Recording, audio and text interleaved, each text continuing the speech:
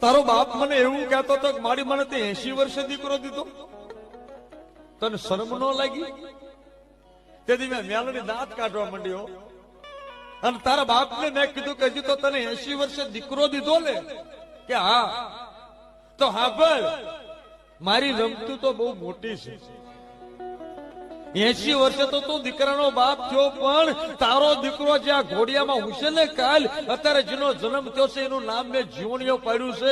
મારા હીરિયા, તને તો 80 વર્ષે દીકરો દીધો, પણ તારા બાપને જીવણિયાને કહેશે મેલડીઓ કે હીરિયા, તારો દીકરો જેથી મોટો થાય ને 80 વર્ષનો થાય ત્યાં સુધી કોઈ ઠેકાણે હક પણ ન થવા દો.